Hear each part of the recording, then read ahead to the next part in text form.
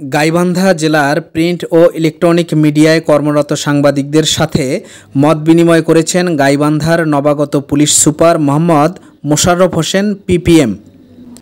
৫ September বৃহস্পতিবার দুপুরে জেলা পুলিশ গাইবান্ধার আয়োজনে পুলিশ সুপারের কনফারেন্স রুমে নবাগত পুলিশ সুপার মোহাম্মদ মোশাররফ হোসেনের সভাপতিত্বে এই মত বিনিময় সভায় জেলায় কর্মরত সাংবাদিকরা নানান বিষয় তুলে ধরেন এবং নবাগত পুলিশ সুপার সেই সকল বিষয়ের পাশাপাশি জেলার আইনশৃঙ্খলা পরিস্থিতি স্বাভাবিক রাখতে সাংবাদিকদের সহযোগিতা কামনা করেন।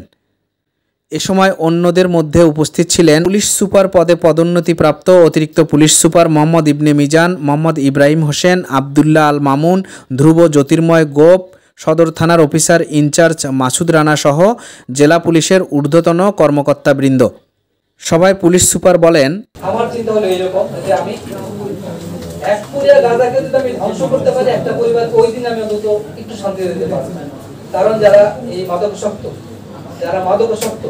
তারা তাদের কাছে আসলে কি না, তাদের জীবনের মূল্য থাকে, তাদের কাছে জীবনের মূল্য নেই। এই মাদক নির্মূলের জন্য আমরা সবাই একসাথে কাজ করব, আমরা পরস্পর সহায়তা করব, চেষ্টা থাকতে পারি। আমি মনে করি আমার সাথে আপনার যে সম্পর্ক, এর মধ্যে কোনো ভেদাভেদ নেই। ধন্যবাদ, আপনার কষ্ট করে আসছেন। Shahjahan Siraj, voice of Gaibandha.